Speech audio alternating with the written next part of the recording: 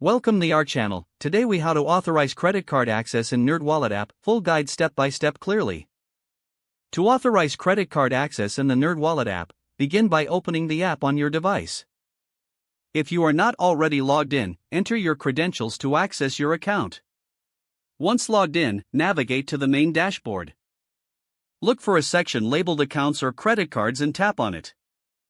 You will see an option to add account or link credit card. Select this option. Next, choose the credit card provider you wish to add. If your provider is not listed, use the search feature to find it. After selecting your provider, you will be prompted to enter your credit card details. Fill in your card number, expiration date, and CVV code accurately. Make sure to enter your billing address as required. Once you have completed all fields, review the information for accuracy. If everything is correct, tap on the Submit or Link Account button. The app will then attempt to connect to your credit card provider. You may be redirected to your bank's website or prompted to verify your identity.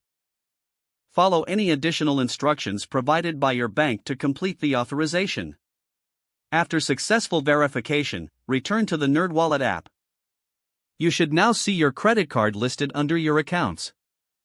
Congratulations, you have successfully authorized credit card access in the NerdWallet app. If the page does not load, refresh the browser or try again in a private or incognito window. Make sure you are using the correct email address, then retype it carefully to avoid small typos.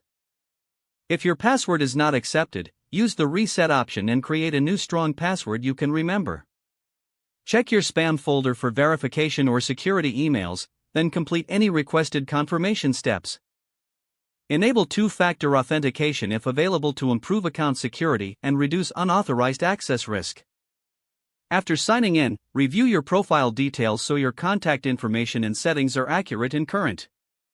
If you see an error message, note it down and try again after restarting your device and internet connection. Log out when you finish, especially on shared devices, to keep your account and payment information secure. If the page does not load, refresh the browser or try again in a private or incognito window. Make sure you are using the correct email address, then retype it carefully to avoid small typos. Don't forget to like this video and subscribe to our channel for more step-by-step tech guides.